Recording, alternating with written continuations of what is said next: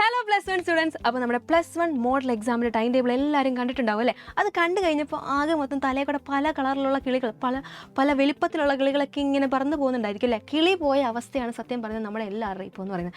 ഒരു ദിവസം 2 എക്സാംസ്, വാവ് അടിപൊളി, അതും ഒരു ഗ്യാപ്പ് പോലും ഇല്ലാണ്ടല്ലേ? പക്ഷെ ഒന്നുകൊണ്ടും പേടിക്കേണ്ട, നിങ്ങൾക്ക് എന്തായാലും നല്ല മാർക്ക് മേടിക്കാൻ പറ്റിയിരിക്കും, സാധിച്ചിരിക്കും. ഇത് മിസ്സിന് ഉറപ്പാണ് നിങ്ങൾക്ക് എന്തായാലും മാർക്ക് മേടിക്കാൻ സാധിക്കുമെന്നുള്ളത്.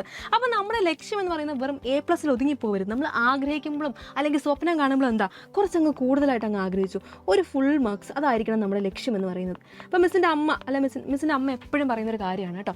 അതായത് നമ്മളെന്താ ഫുൾ മാർക്സിന് വേണ്ടി നമ്മൾ പരിശ്രമിച്ചാലേ നമുക്ക് A+ എടുത്തുള്ളൂ, അല്ലെ A+ന് വേണ്ടി പരിശ്രമിച്ചാൽ നമുക്ക് A ഗ്രേഡ് എടുത്തുള്ളൂ, അല്ലെ A ഗ്രേഡിന് വേണ്ടി പരിശ്രമിച്ചാൽ നമുക്ക് എന്താ B+ എങ്കിലും കിട്ടത്തുള്ളൂ. മിസ്സിൻ്റെ അമ്മ എപ്പോഴും പറയുന്നൊരു കാര്യമാണ്.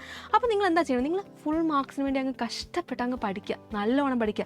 ഇപ്പോൾ നമ്മൾ പഠിക്കുകയാണെങ്കിൽ എന്താ നിങ്ങൾക്ക് അറിയാവുന്നൊരു കാര്യമായിരിക്കും, നമ്മുടെ +2 ഫൈനൽ എക്സാമിന് നമ്മൾ +1 മാർക്സ് കൂടെ ആഡ് ചെയ്യും. അപ്പോൾ നിങ്ങൾക്ക് ഏറ്റവും കൂടുതൽ മാർക്ക് സ്കോർ ചെയ്യാൻ പറ്റുന്നൊരു ഇയർ ആണ് എന്തെന്ന് പറഞ്ഞാൽ നമ്മൾ +1 എന്ന് പറയുന്നത്. +2 ആകുമ്പോൾ കുറച്ചുകൂടെ കട്ടിയാവും. അപ്പോൾ നിങ്ങൾ ഓർക്കും അയ്യോ അപ്പോൾ പഠിച്ചാൽ മതിയായിരുന്നു എന്നൊക്കെ നിങ്ങൾ വിചാരിക്കും. അപ്പോൾ എന്താ നിങ്ങൾ ചെയ്യേണ്ടത്? ഇപ്പം തന്നെ അങ്ങ് പഠിക്കുക. എന്നിട്ട് എന്താ ഒന്ന് ഓർക്കുക, നമുക്ക് A+ മേടിക്കാം, നമുക്ക് എന്താ +2 എത്തുമ്പോൾ നമുക്ക് ഫുൾ A+ മേടിക്കണം എന്ന ലക്ഷ്യത്തോടെ നിങ്ങൾ ഇപ്പം തന്നെ അങ്ങ് കഷ്ടപ്പെട്ട് അങ്ങ് പഠിക്കുക.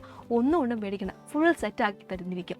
അപ്പോൾ നിങ്ങൾക്കിപ്പോൾ ഒരു പേടിയും കാര്യങ്ങളൊക്കെ ഉണ്ടായിരിക്കും.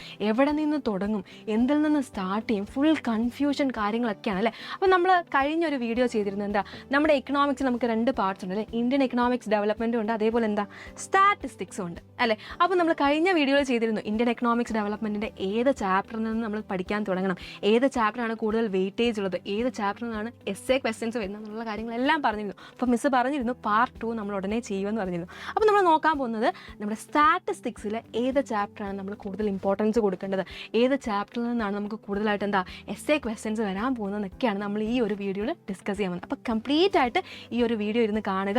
നിങ്ങൾക്ക് എന്തെങ്കിലും ഡൗട്ടോ കാര്യങ്ങളോ ഒക്കെ ഉണ്ടെങ്കിൽ, അല്ലെങ്കിൽ എന്തെങ്കിലും സംശയമോ എന്തെങ്കിലുമൊക്കെ ഉണ്ടെങ്കിൽ നിങ്ങൾ താഴത്തെ കമൻറ്റ് ബോക്സിൽ ഒന്ന് കമൻറ്റ് ചെയ്താൽ മാത്രം മതി, ബാക്കി കാര്യങ്ങൾ നമ്മൾ ഏറ്റു. അപ്പോൾ നമ്മൾ നോക്കുകയാണെങ്കിൽ എന്താ നമുക്കറിയാം, നമ്മുടെ എക്കണോമിക്സ് എന്ന് പറയുമ്പോൾ 80 മാർക്സിനാണ്. അതിലൊരു 40 മാർക്സ് നമ്മുടെ ഇന്ത്യൻ എക്കണോമിക്സ് ഡെവലപ്മെൻറ്റ്, ബാക്കി 40 മാർക്സ് എന്തിനാണ്? ബാക്കി 40 മാർക്സ് ആണ് നമ്മുടെ സ്റ്റാറ്റിസ്റ്റിക്സിന് വരുന്നത്.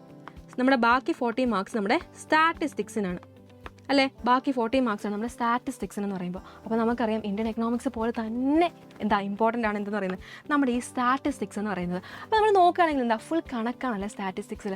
നമ്മൾ ഇന്നേ വരെ പഠിക്കാത്തൊരു രീതിയിലുള്ള സംഭവങ്ങളൊക്കെയാണ് നമ്മളിതിൽ പഠിക്കുന്നത്. പക്ഷേ കൂട്ടാനും കുറയ്ക്കാനും സംഭവമൊക്കെ ഉള്ളൂ, പക്ഷേ എങ്കിലും എന്താ വേറൊരു ഡിഫറെൻറ്റ് ടൈപ്പ് ഓഫ് സംഭവമാണ് അല്ലേ? അപ്പോൾ നമ്മൾ നോക്കുകയാണെങ്കിൽ നമുക്ക് 8 ചാപ്റ്റേഴ്സാണ് നമുക്ക് സ്റ്റാറ്റിൽ നിന്നുള്ളത്. അപ്പോൾ നിങ്ങൾക്കൊരു ഡൗട്ട് ഉണ്ടാവും, ദൈവമേ എവിടെ നിന്ന് പഠിച്ചു തുടങ്ങും, എല്ലാം കണക്കാണ്, എവിടെ നിന്ന് പഠിച്ചു തുടങ്ങും നമ്മൾ ആലോചിക്കും അല്ലേ? അപ്പോൾ നമ്മൾ പഠിച്ചു തുടങ്ങുന്നത് എങ്ങനെയാണെന്ന് വെച്ച് കഴിഞ്ഞാൽ ഏറ്റവും കൂടുതൽ വെയിറ്റേജ് ഉള്ള ചാപ്റ്റർ, അതായത് essay ക്വസ്റ്റ്യനും കാര്യങ്ങളൊക്കെ വരാൻ ചാൻസ് ഉള്ള ചാപ്റ്റേഴ്സ് ആദ്യം പഠിച്ചു വെക്കാം. അപ്പോൾ നമുക്ക് എന്താ പയ്യെ പഠിച്ചു പോകാം. എല്ലാ പ്രോബ്ലംസും ഒക്കെ ചെയ്തിരുന്ന് നിങ്ങൾ നന്നായിട്ട് ഇരുന്ന് പഠിക്കുക. ഓക്കെ, അപ്പോൾ നമുക്ക് നമുക്ക് 8 ചാപ്റ്റേഴ്സാണുള്ളത്. ഫസ്റ്റ് ചാപ്റ്ററാണ് എന്ത്, ഇൻട്രൊഡക്ഷൻ ടു സ്റ്റാറ്റിസ്റ്റിക്സ്. അതിലെന്താണ് സ്റ്റാറ്റിസ്റ്റിക്സ്, അങ്ങനെയുള്ള കുറച്ച് കാര്യങ്ങൾ മാത്രമാണ് പറയുന്നത്. അതുകൊണ്ട് തന്നെ എന്താ അതിൽ നിന്ന് നമുക്ക് 2 മാർക്സിനുള്ള ക്വസ്റ്റ്യൻ ആയിരിക്കും ചോദിക്കാൻ പോവുക. ഓക്കെ, 2 മാർക്സിനുള്ള ക്വസ്റ്റ്യനെ ചോദിക്കത്തുള്ളൂ എന്ന് കരുതി ആ ചാപ്റ്റർ നിങ്ങൾ ഒരിക്കലും ഒഴിവാക്കരുത്. കാരണം നിങ്ങളുടെ A+ കിട്ടാനുള്ള ചോദ്യം ആ ഒരു ചാപ്റ്ററിൽ നിന്നായിരിക്കും, അല്ലെങ്കിൽ നിങ്ങൾക്ക് എന്താ ഫുൾ മാർക്സ് കിട്ടാനുള്ള ചോദ്യം ആ ചാപ്റ്ററിൽ നിന്നായിരിക്കും. അപ്പം നമ്മൾ നാളെ എക്സാം ഹോളിൽ പോയി ദൈവമേ അത് പഠിച്ചാൽ മതിയായിരുന്നെന്ന്